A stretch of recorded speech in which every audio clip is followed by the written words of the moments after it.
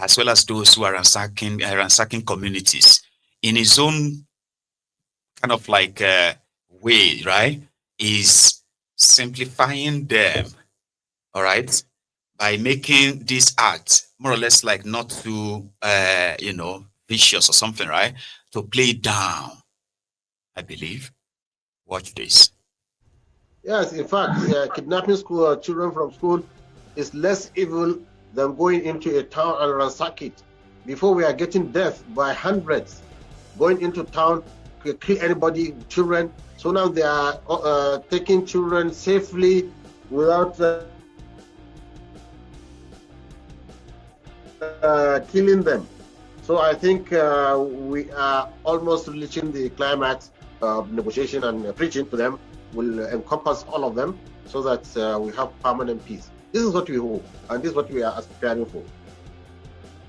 Okay, so your own belief now is that kidnapping students is way better than ransacking a community. Is that what you're saying? I just want to get that right.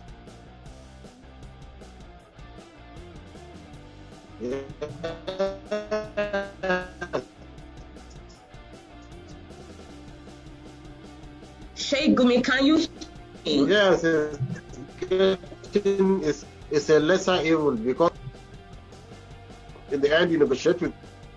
You see, now they are very careful about human lives. They are becoming careful about human lives. So before, is the mission is to go into a town in which they are having problems with them and ransack it and kill everybody. So I think the initiative, the preaching is working, and we are coming to an end of this banditry, hopefully for our first. Yeah.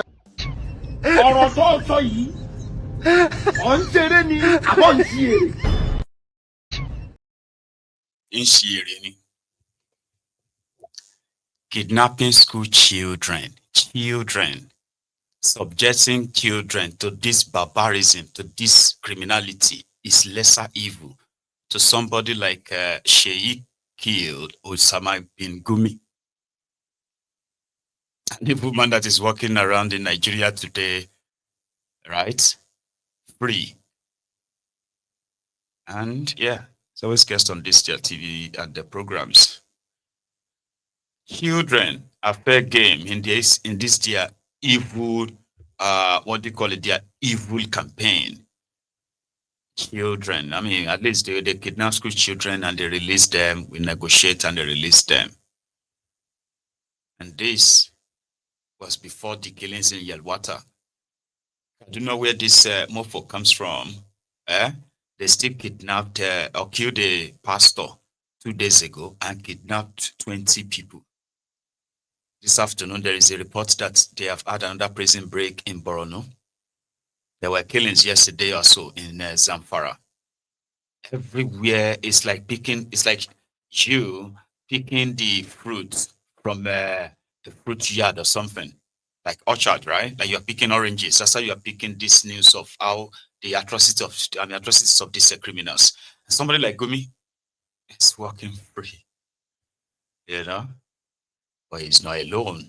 So those of you who have felt so somehow like worked up when they talk about, when this Donald Trump's sort of statements popped up and everybody has been going mad, crazy, left, right, and center, because as we speak, the American drones are already hovering over the northern part of Nigeria. I can tell you that one for free, just in case if you need to know. And the opportunity Nigeria have right now, opportunity that Tifnumbu and his gang have right now, if I was Tifnumbu, even if they have been holding me because of politics, right? See, this is just it's a free advice. If I was Tifnumbu right now, okay, I would just leave it to Americans. You know that, and let all of you blame Americans. I would just secretly work with the Americans and say, yeah, Trump, kill them. But here is the map. These are the civilians area. These are this and that. So we'll help mop up the entire area once you start getting them and all of that. But just do it, okay? Why would we pretend that we are not aware? And the rest of the world can possibly they want to blame you. But yes, go ahead. Because Tifnumbu, the reason why they had no political will to go after these terrorists, that Tifnumbu would rather offer them lands and money as Bokwari did, right? Was because politically they needed them, and those who are funding them or those who are their sponsor, they are also the same people who helped Tifnumbu, okay, to keep his power. As long as APC keeps power, right, the terrorism works on. Yeah. I have another caller. Let's take this. Hello. Oh, hello, Maiyegun. Hello, sir. This is the first time of me calling anyways. I've Oh, you been are a watching your first time program for but I'm calling from England anyways. When I love what you've been doing, Brilliant. I always my name is let's just say Ruben. Ruben. Yeah. I'll keep that. So I'm calling from yes, please. Yeah. I always watch your program anytime I'm at work, but due to my work, I always use my headphones. But why my phone would be in my pocket. So that's how I enjoy it. But I always click like as well. Thanks. Yeah. I watched your program yesterday. I'll be mixing my interaction with both English and Yoruba. Please. I watched your program last night when you were playing about what Asari Dokubo was saying, blah, blah, blah, blah, blah. You see, I always tell people something. You see, these people, they're still thinking from the old world. They don't know how technology is going on now in the world.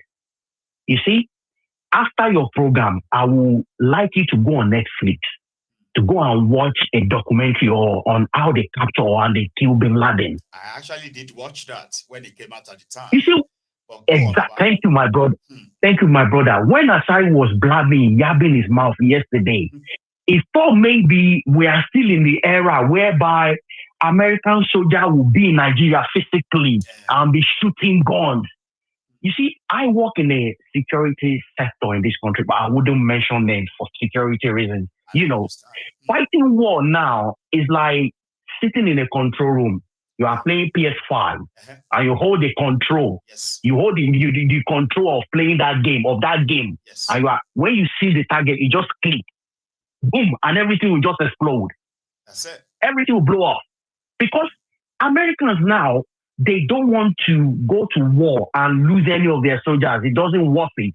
They will be in that America. You see, when they were about to kill Bin Laden, during the Obama, right? They were in the control room. They are watching the US soldier live on the screen.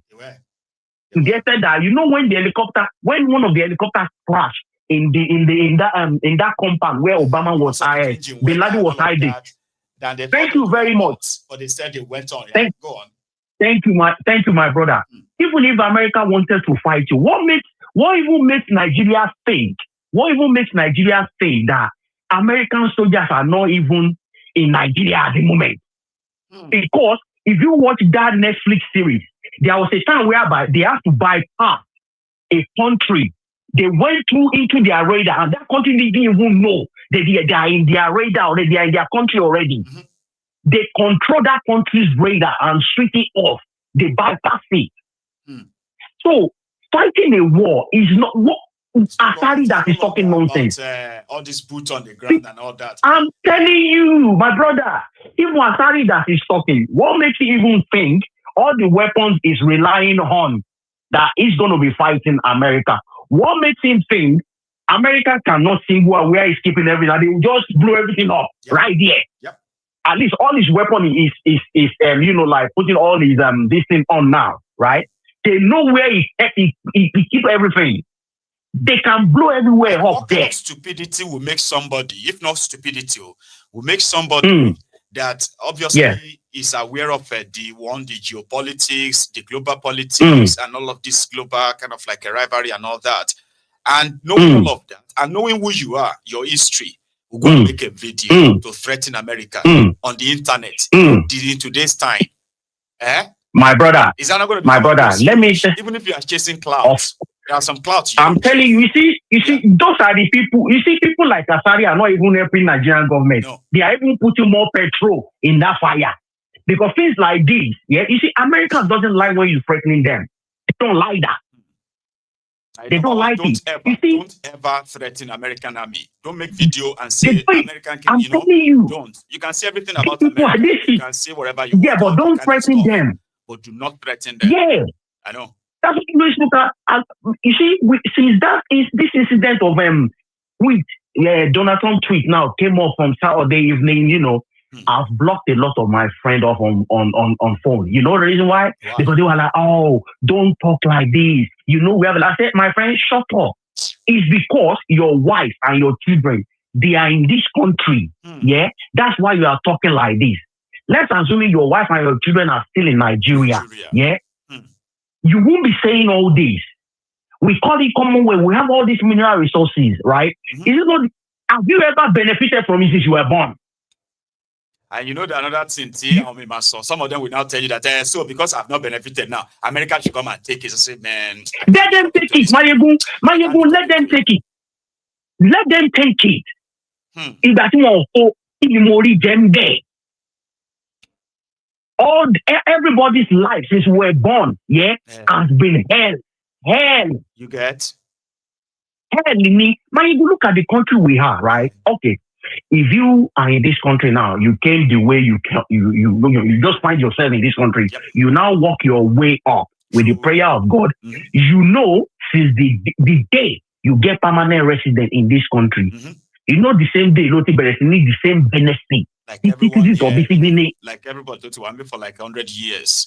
I'm telling you, if you want to go to uni, they will give you a loan. Go and study. When you finish your studies and you are earning certain amount of money, you started paying them back. Yes. In a way, affect other bills there. That is what we want. System that allows you to grow based on your own capacity. That should be a system that these guys should sustain in that contraption, not the system that continue to send all of us down the poverty hole. Maiyegun, that is what we just want. Nigeria has one of the best brains in the world. I'm telling you, when it comes to being intellectual education, wise, blah, blah, blah, we are recognized everywhere in the world.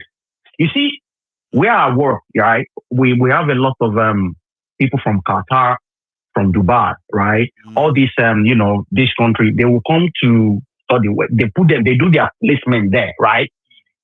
These people, anytime they finish their placement, blah, blah, blah, they always offer them a permanent position that stay here and be working.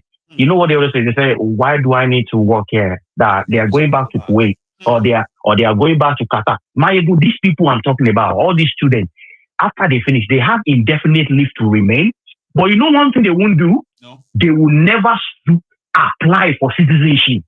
I always ask them, you have indefinite, why don't you apply for citizenship? You know what they always tell me, Maiyegun? They will tell me, if I should apply for UK citizenship, it's going to affect the benefit I'm getting from Kuwait or Qatar government. Country is far, far better. Whatever it is you think UK is offering, nah. Thank you. Go back to where I come from. Why can't we be like that? Thank you, Maiyegun. I don't know. You see, Nigeria, man. I don't even understand. You see, there are certain people in Nigeria. If they should get them arrested right now, all these things will die down. I'm telling you. Which I don't want to even be mentioned on the live TV now. But my brother, thank you so much. I really appreciate what you are doing. Continue your program. God bless you, my brother. All right then. Thank you. Okay. Bye. Have a good one. That's a beautiful one there. Like I said, there are many other reactions. One of them is that of Ndume. For those of you who probably don't know the history of Ndume, he's had a very long history of collaborating with the Boko Haram terrorists. He's been accused of being one of their informants. And in fact, he was arrested once back in time, right? For standing shorty for somebody that was arrested as a Boko Haram member. Government arrested a Boko Haram member. And then they gave him bail. And the guarantor was Ndume. So they arrested him. And he spent about nine months or so in jail. Today, he is a senator in Nigeria. I'm coming back home. I have another caller. Hello. Hey, Maiyegun. Yes, sir. Dr. Agbede. Yes, Maiyegun. I am very well. How are you, sir? Good morning and happy Tuesday. Bawoni. Same to you, Baba. How are you, sir? Yeah. Let me ask you one question. Then after that, is Nigeria, are they still in that OIC, Organization of Islamic Country? Yes, sir. They are still there. So people are not thinking about that. So that means the country as a whole, since Babangida put us there, that country is under Islamic country. So people are not thinking about that. Because once a country is under OIC, meaning Organization of Islamic Country, then the Christian there, then why are they talking? Because your name is already there. So that country belongs to Islamic country, OIC. Since 80-something that Babangida dragged them there. So people are just silent. People are just, I don't know, people are silent. Like so once you are there, these are the kind of topics that they have made sure that we can't talk about them. They will say for peace, for this, so that we don't upset some people. You are we very, very super like, how does that become citizens?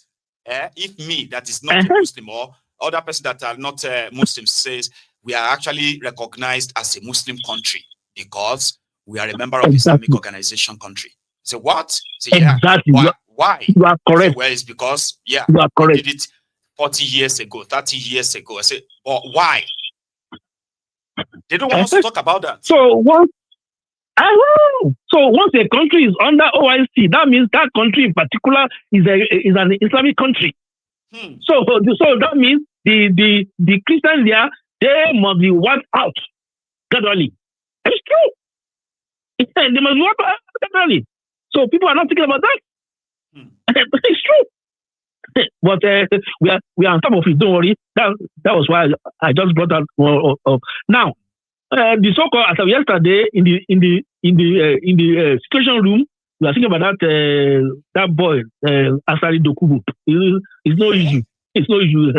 It's no issue. Yeah, it's no issue. When you saw it, I said, I don't think it's serious. So, Dr. Agbede, I believe America will see that it's not serious. Don't worry. I said, it's no issue. As of yesterday, we saw it in the situation room. I said it's no issue. Thinking of